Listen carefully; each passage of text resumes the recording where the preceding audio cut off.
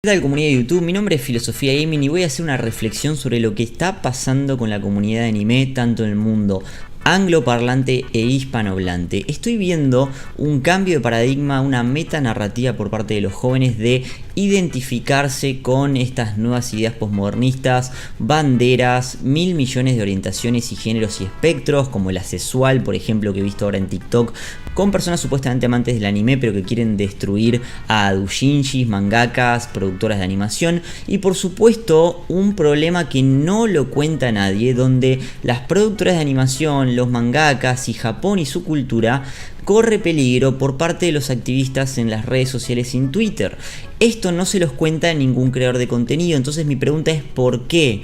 ¿Por qué los creadores de contenido de anime y los más famosos no les explican las cosas que explica este canal con más de 160 censuras que pueden ver video por video? Aprendería, si es la primera vez que llegas acá y estás viendo a esta persona hablando, de que cómo puede ser si Japón supuestamente está protegido y no pasa nada, si no tenés nada que ver con estas cuestiones de la ideología de lo nuevo, el problema de que todo es nocivo, insensible y ni siquiera se pueden hacer bromas a diferentes tipos de dibujos animados. Entonces, ¿por qué lo digo? Bueno, vamos a hablar de una historia también de un creador japonés que se ha puesto lamentablemente el gorro del arco iris, pero también quiero comentarles que si ustedes tienen creadores de contenido muy grandes del anime, que le pregunten sobre estas censuras, que les pregunten sobre estos grupos que se sienten partes de una unidad, ya sea por su orientación o su espectro, y que no importa su personalidad, sus atributos, saber sus fortalezas o fragilidades que le podría permitir mejorarse a uno mismo en el futuro, ¿sí? Comparar tu antiguo yo con el nuevo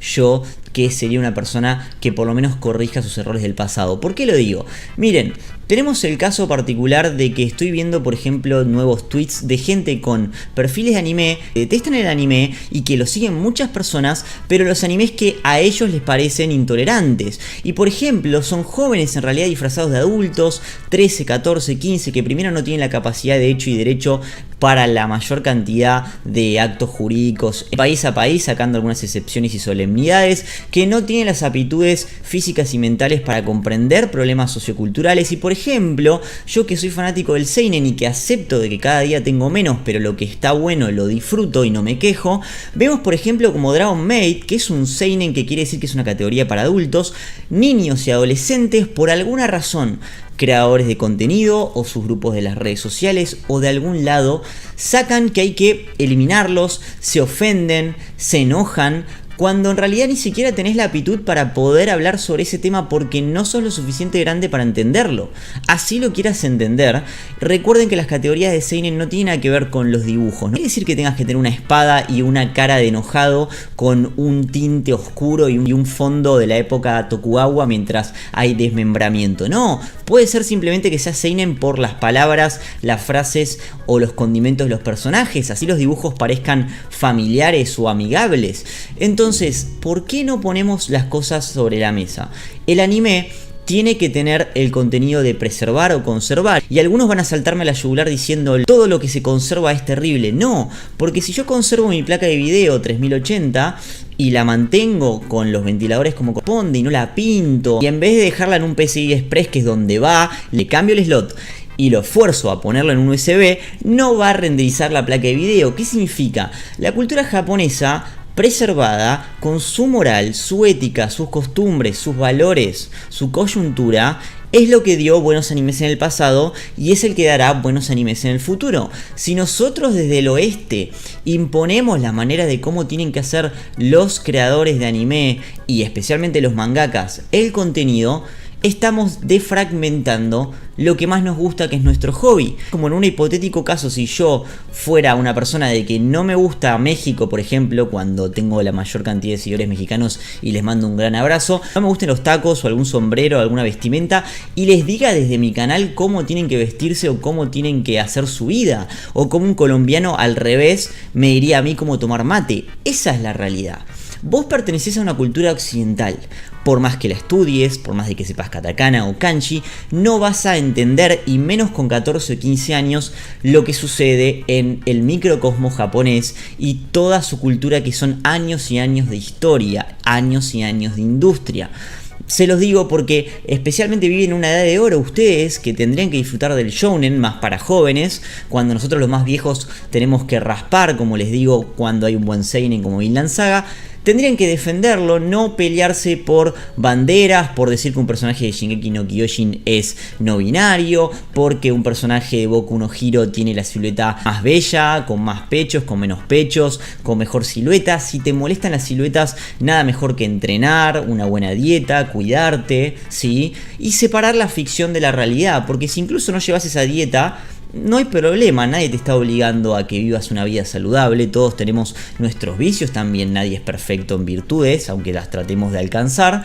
Pero la ficción debería quedarse en lo que es la ficción. Cuando quieren conectarla, cuando muchos creadores que vos escuchás o tus redes sociales te dicen de que la ficción es como una especie de apología al crimen, romantización al bullying, romantización al acoso, romantización a conductas que son reprochables socialmente, estás confundiendo las aguas, no las sabés separar.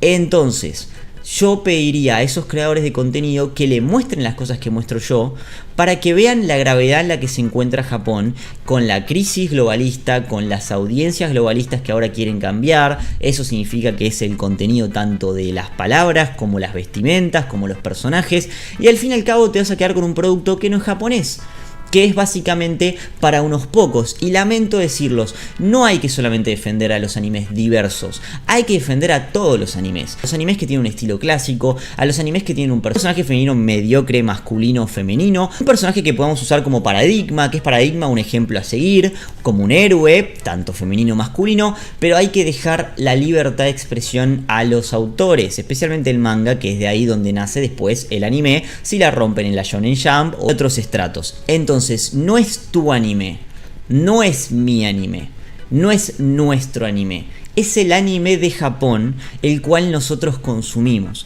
Y en el momento de que vos no sabés separar esa línea, entras en el apogeo y en el problema de la industria occidental de los videojuegos.